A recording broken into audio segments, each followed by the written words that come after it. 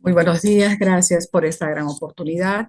Realmente a todos los que concurren en este importante espacio, este séptimo Congreso Internacional Multidisciplinario, Ciencia Latina, y mi agradecimiento nuevamente a los organizadores de este importante evento. Permítame en este momento exponer un trabajo de investigación que a lo largo de la experiencia como docente universitaria me ha permitido detectar algunos problemas sobre hábitos de lectura y vista del lenguaje en estudiantes universitarios de primer ciclo académico.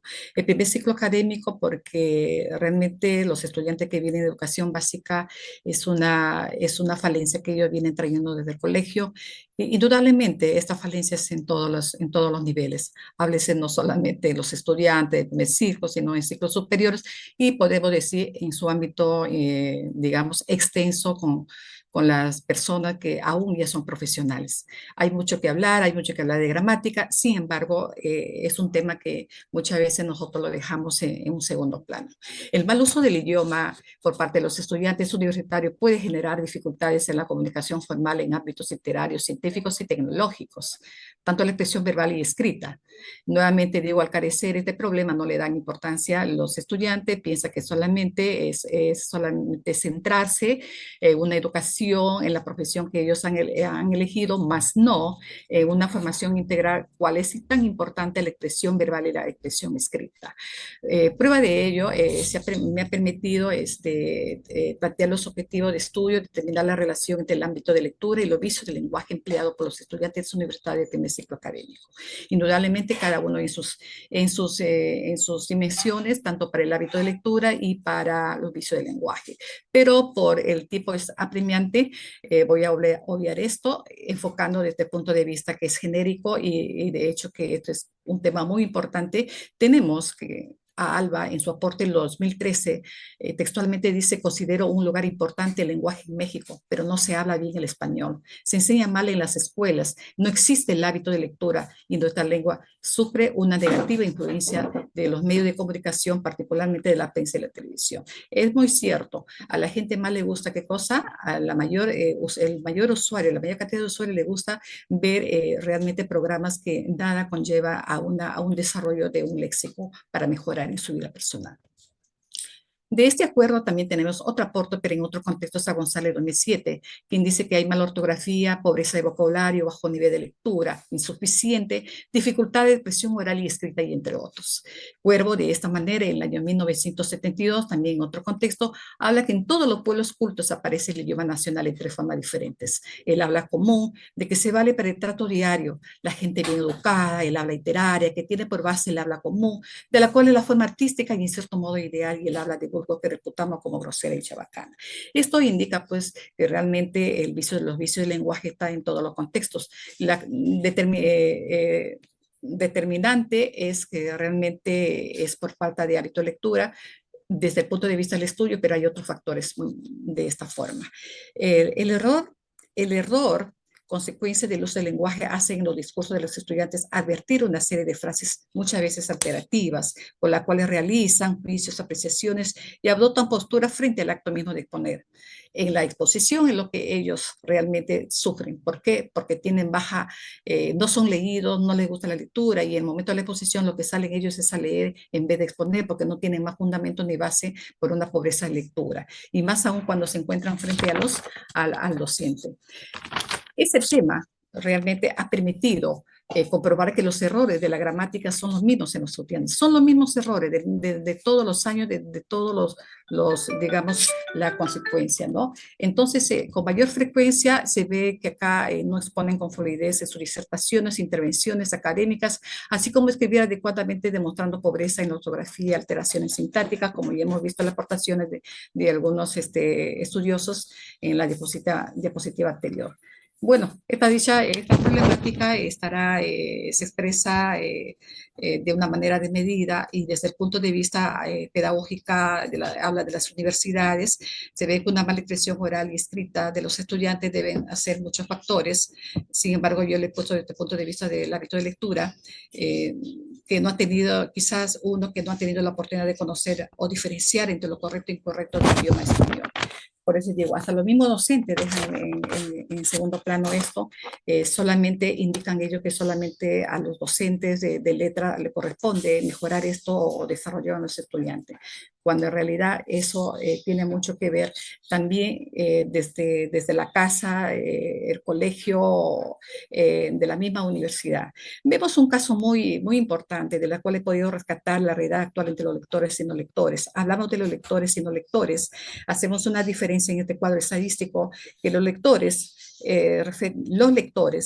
la lectura de contenidos digitales, ellos lo leen un 82,7%. Eso quiere decir que más hay personas que están dedicadas a la lectura digital frente a los no lectores que tienen un 17,3%. Asimismo, tenemos los lectores en lectura de periódicos, hay un 63,4% y los no lectores en un 36,6%. Asimismo, tenemos lectura de libros, de los lectores tienen un 47,3% y los no lectores 52,7%, viendo que se supera. Y posteriormente tenemos la lectura de revista, que solamente los lectores se dedican a leer el 22,5% y los no lectores 77,5%. Cabe señalar que lector y no lector se define en función del tipo de publicación que lee o deja de leer, ¿no? En ese sentido. Pero seguimos avanzando. Tenemos también otra lectura, ¿no? Según frecuencia, que en resumidas cuentas, esto lo voy a dar a grosso modo, pero esta vez lo vamos a hilar a los no lectores. Solamente se trata de dos grupos, quienes leen, lectores que leen más y lectores que leen menos. En este sentido, vemos que para establecer el grupo de lectores que leen más y que leen menos, es necesario determinar la frecuencia con que leen, tomando en cuenta la literatura, respeta los distintos criterios para distinguir uno y otro grupo. Es así que se considera que el lector que lee más es aquel que, que lee todos los días o varias veces a la semana, mientras el que lee menos es aquel que lee una o varias veces al mes del año, es decir, de forma ocasional. Esto nos da un cuadro estadísticamente que de hecho que se ha realizado por el Ministerio de Cultura el año 2022. La anterior fuente ha sido de la Encuesta Nacional de Lectores. Siguiendo con la exposición, vemos que hay muchos investigadores donde se ha centrado en otra teoría, en otro trabajo, mi trabajo de investigación. En este caso tenemos, pero lo más importante he podido rescatar en ello, porque ello no se ha direccionalizado o me ha direccionalizado en el campo de estudio. En este caso tenemos a la de lectura, quien tenemos a Gottman en el año 1982, quien define la lectura que es un proceso de lenguaje. De hecho, que es un proceso. Los lectores son usuarios del lenguaje, el lenguaje lo utilizamos todos los días y el resultado de la interacción, eso va a dar su producto de acuerdo a lo que se ha leído o no se ha leído. En cambio, el oficio del lenguaje habla de Tulio, el año 2005, consiste en la pronunciación, escritura mal de la palabra o emplear o vocablos impropios. Esos son consecuencia de una lectura que dice hábitos de lectura, en este caso por el aporte de Gottman. Posteriormente tenemos acá, se ha podido rescatar cuáles son los vicios del lenguaje utilizados frecuentemente. Como vuelvo a decir, es importantísimo no dejar colado, de alguna manera involucrar a todos los docentes, no solamente de una materia, sino de toda la materia, porque esto debe estar inmerso, integrador en todos los ambientes laborales, podría decir, y con mayor frecuencia cuando esto se trata de interactuar según el contexto en que nos encontramos. Tenemos un error, un vicio de semántico en la cual hace sin lugar a duda alterar los órdenes pragmáticos o sintácticos, que oscurecen el significado de la expresión.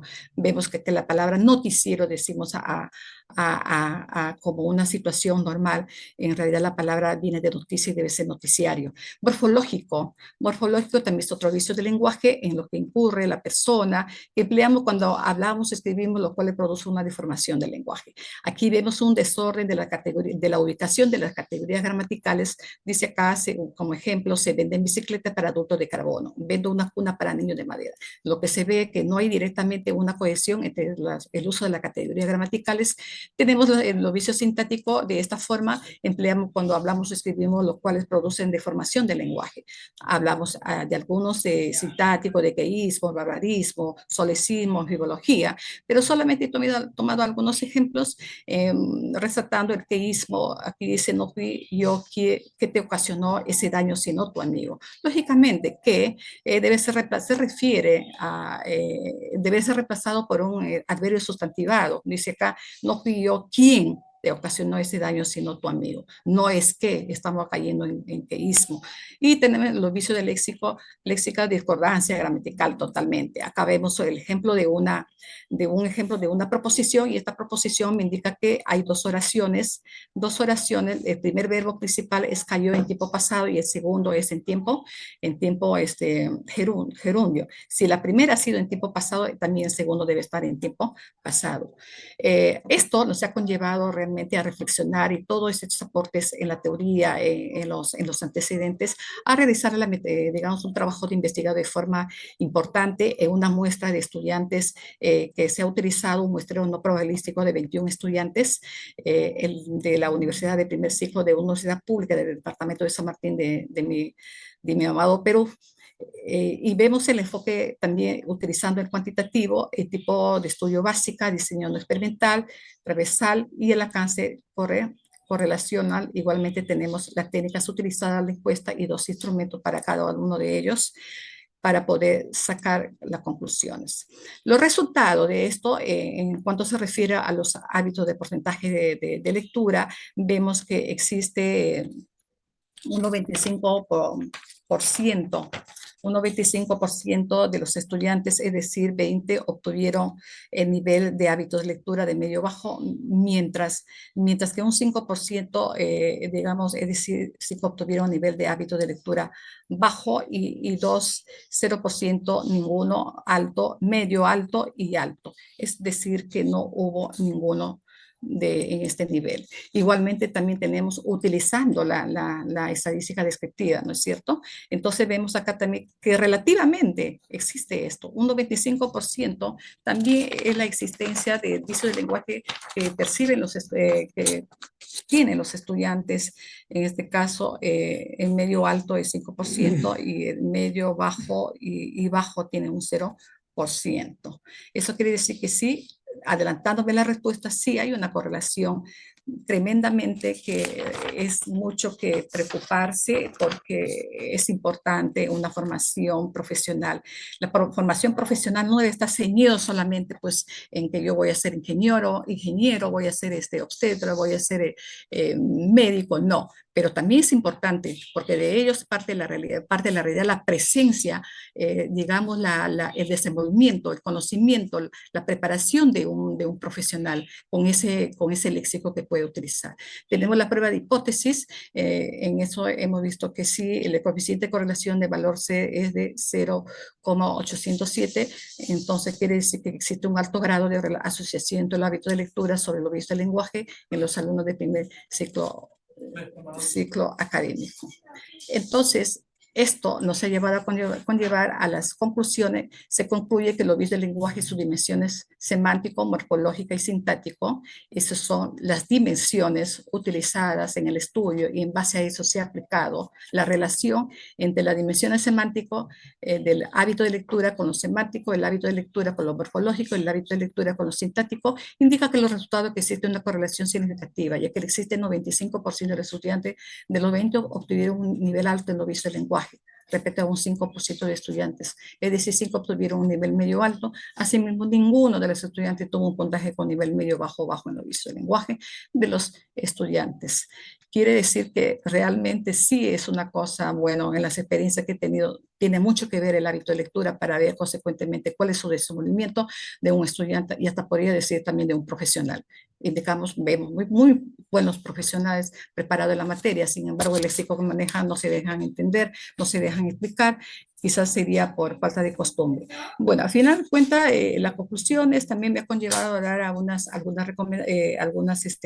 situaciones, a enfocar que la lectura constante y de calidad favorece el desarrollo, un lenguaje más preciso, rico y correcto, al exponer al lector a una variedad de estructura gramatical y vocabulario adecuado. Por el contrario, la falta de esta lectura ¿no? tendrá problemas en una exposición. Un lenguaje deficiente puede fomentar la aparición de vicios del lenguaje, como el uso excesivo de muletilla, redundancia, pleonasmo, incoherencia. En resumen, diría que sí, leer habitualmente mejora la expresión verbal y escrita, mientras que la ausencia de lectura puede potenciar errores en el uso del lenguaje. Me han permitido muchísimas gracias en esta oportunidad. Nuevamente reitero mi agradecimiento a la revista Ciencia Latina. Muy agradecida por todos los asistentes. Muchísimas gracias.